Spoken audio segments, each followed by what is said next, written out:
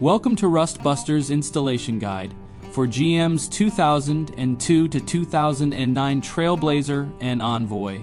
Before you begin, if you are uncomfortable performing any of these procedures, we strongly suggest seeking a qualified professional. Make sure you have all required tools and utilities.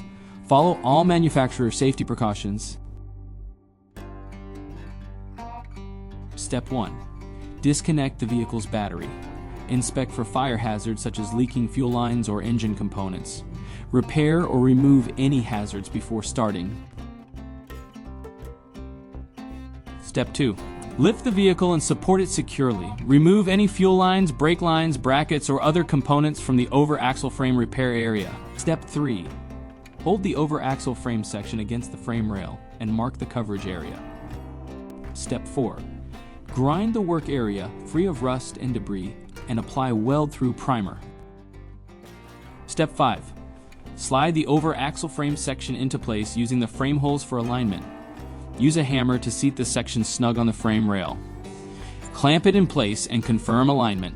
Following proper welding procedure, tack weld the over-axle frame section in place. Then fully weld all edges. Finally, apply a rust-inhibiting top coat.